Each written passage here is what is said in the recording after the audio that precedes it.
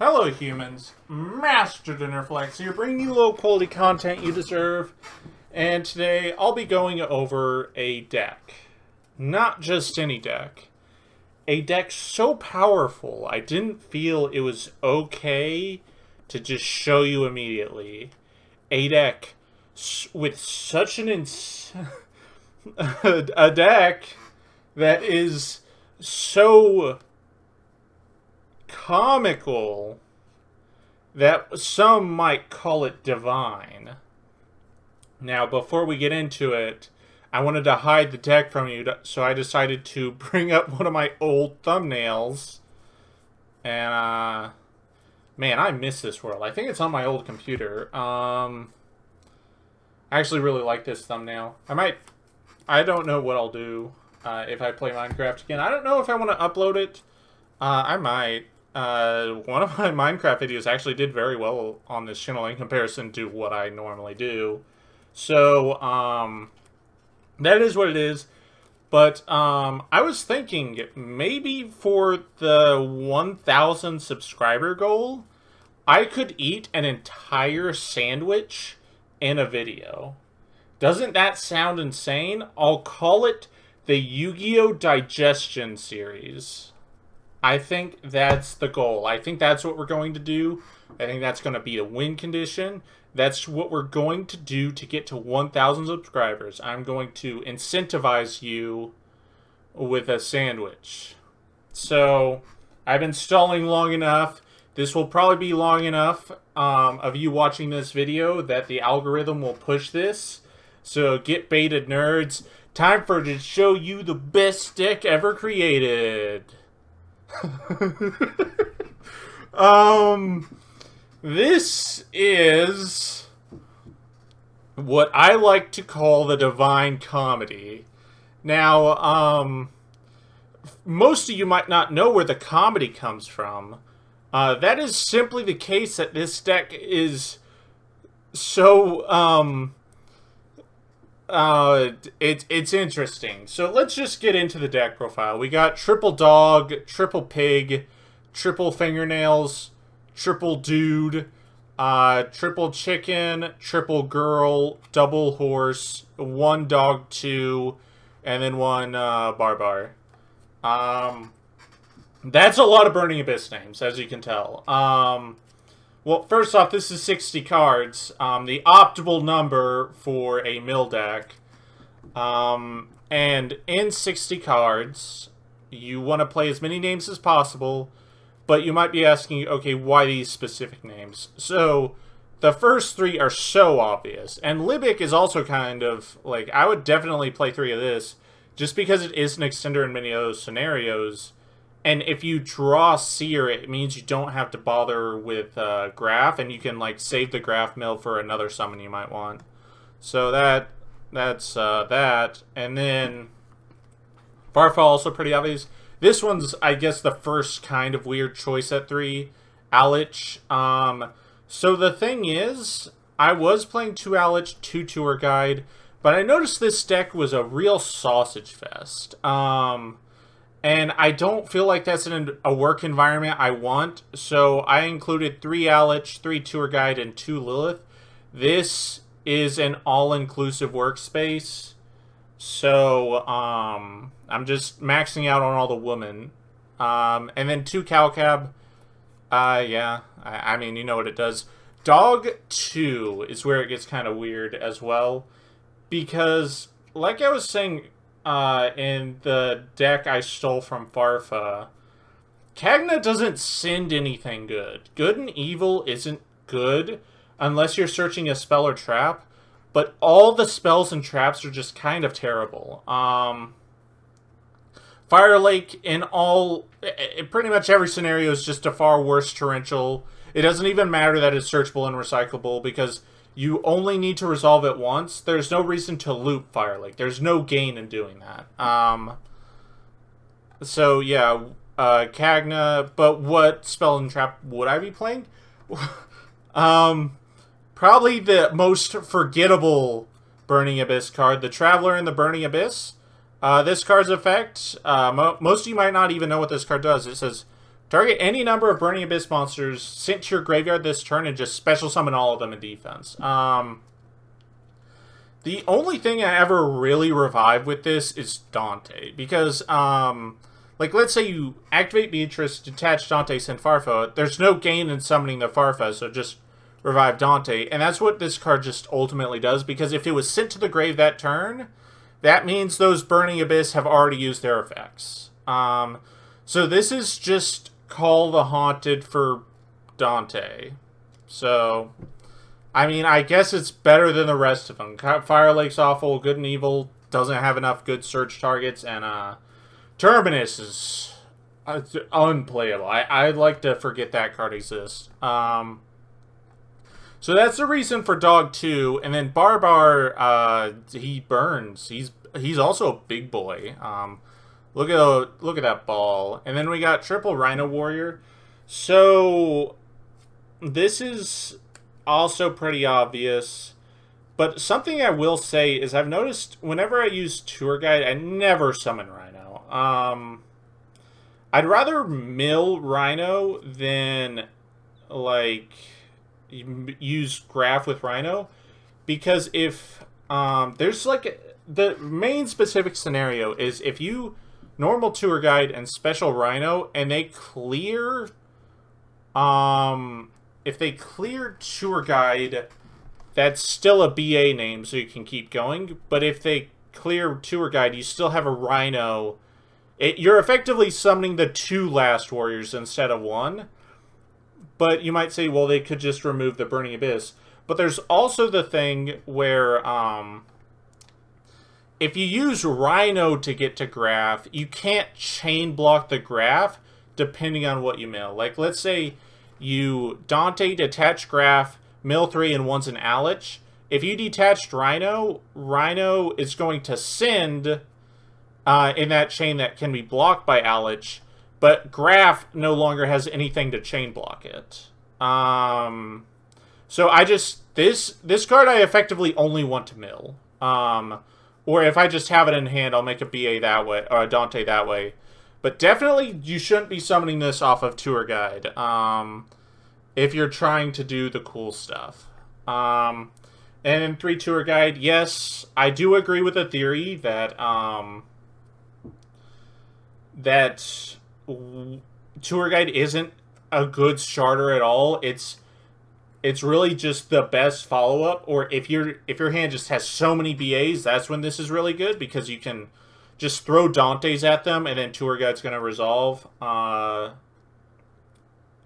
otherwise, this card's very awkward, because if it gets stopped, it's worse than just getting stopped. But I'm playing 3, because, again, inclusive workspace. And then also in that regard, to Lilith, I have used this card maybe twice.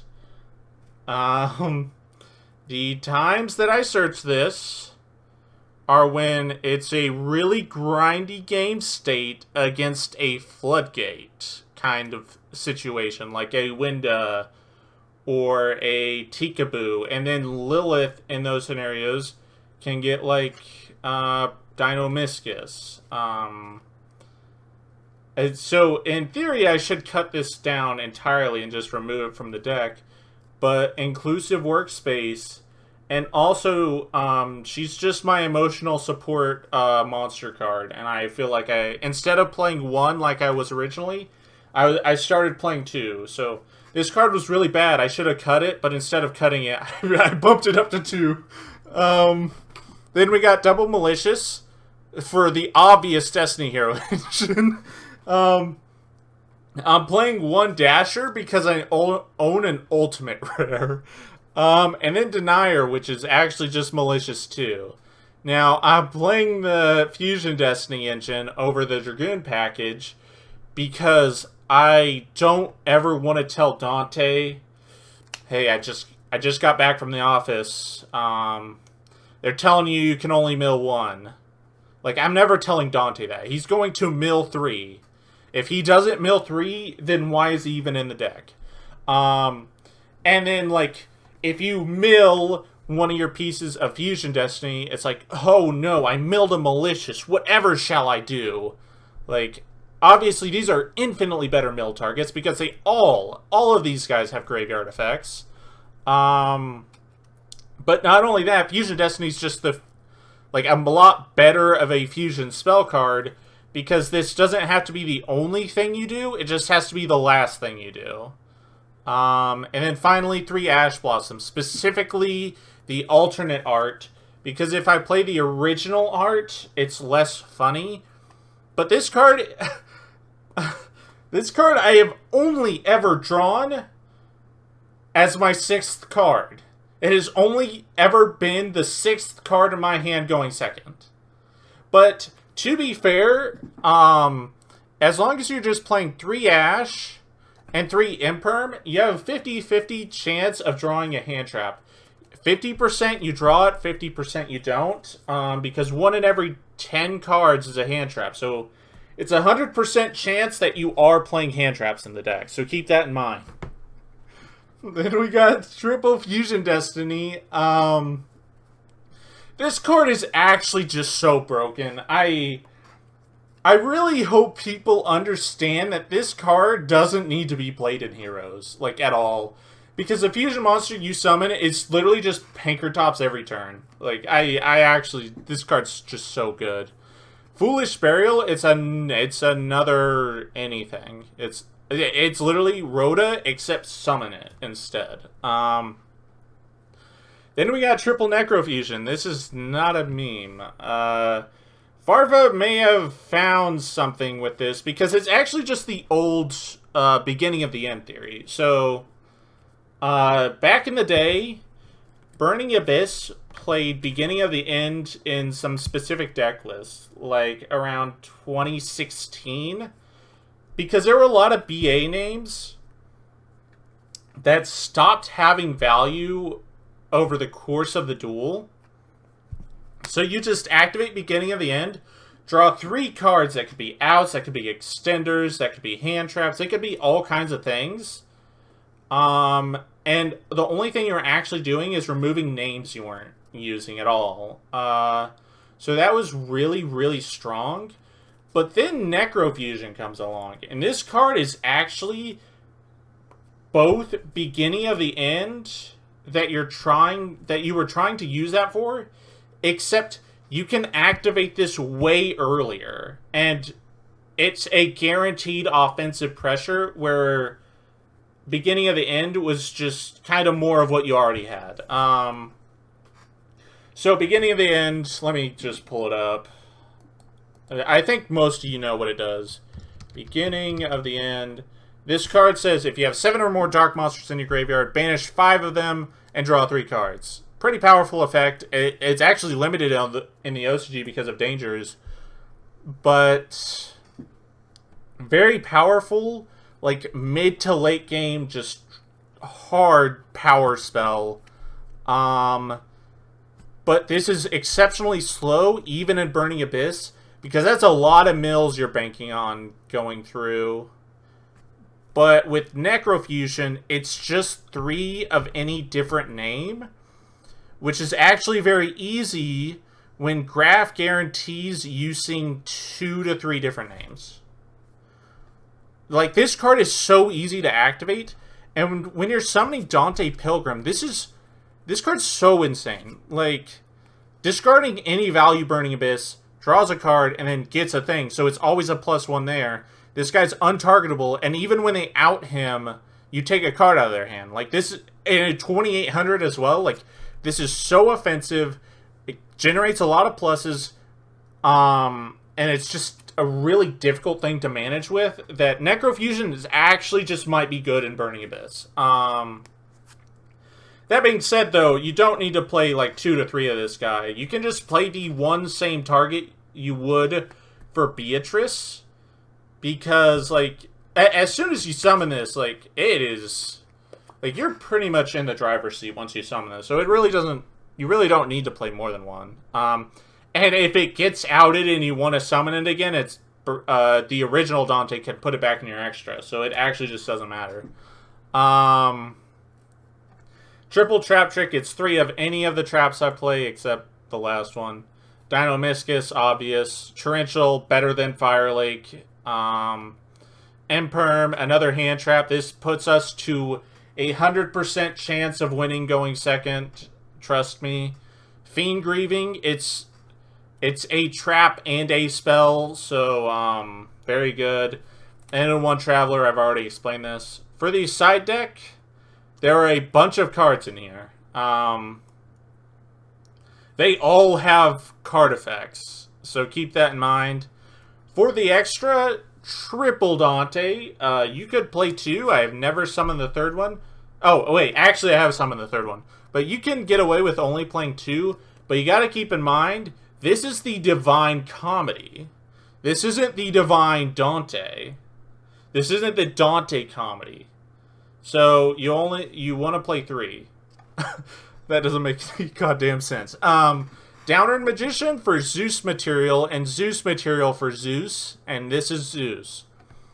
Beatrice. I noticed a lot of Burning Abyss players summon Beatrice in defense, and I gotta ask, why are you doing that? The only logical reason you'd play Beatrice in defense is to play around Silent Honor Arc, which, that's never happening. And if you're like, well, what if they Lightning Storm you? Literally PogChamp. Because if they Lightning Storm you, they turned one annoying to out monster into a more annoying to out monster. Because here's what you do. Let's say they Lightning Storm you, and you actually want to Farfa your opponent. You activate Beatrice, detach Dante, send Farfa, and then Beatrice is destroyed. Chainlink 1, Dante, target the Farfa in the graveyard. Chainlink 2, Beatrice, summon Pimp Dante. Farfa goes back to your hand, and now when you Farfa them, you draw a card. Literally, there's no reason this should be in defense unless you just want her face down, but you're a degenerate. Pilgrim, amazing. This card is absolutely broken. So, like I said, I'm not playing the Dragoon package, because even if we still have it... No, let me rephrase that. Even when we get this card, there's no guarantee that we'll keep Dragoon. In any way, shape, or form. Fusion Destiny, however, this card is literally just Pankratops every turn. Every time they try to target it with something that would not destroy it, you just chain it, and it destroys itself, another thing, and then it comes back every single turn.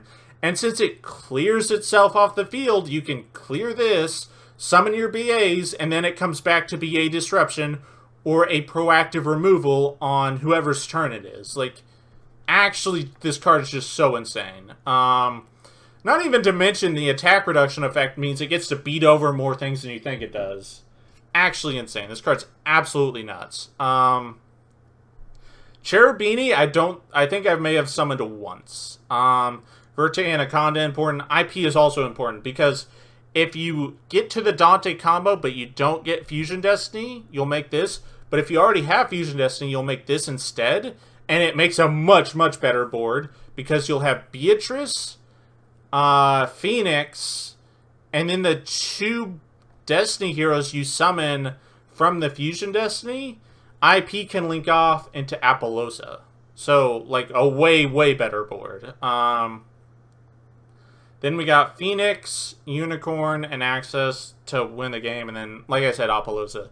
So, as you can see, this is the best deck ever created. There is no competition. This deck actually, unironically, has a pretty decent, pretty exceptional win rate. But to be fair, it's like in unrated, so you can't trust the like honesty of those tests, because a lot of people, when they're in unrated, they're either really bad or they're actually testing a deck themselves. So they might not know everything they need to know yet, which that is fair. But I will say, this has a 3-0 record against the new Worm deck everyone's so excited about. One of those players was pretty meh, but then one of those players was actually doing very well with the deck. He was very much ordering everything he did about the disruptions he knew about I had. So that guy was actually doing pretty damn well. But that being said, thank you all for watching. This is the greatest thing to ever be created. Farfra's somewhere right now is quaking in his boots because he has no idea the powerful, invincible strategy that this Burning Abyss deck is. He doesn't realize this is the next tier 0 deck.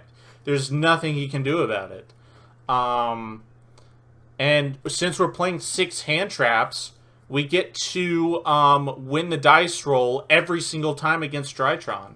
Absolutely insane. But yep, that's about it. Thank you all for watching, and remember, Master Dinnerflax will take your soul.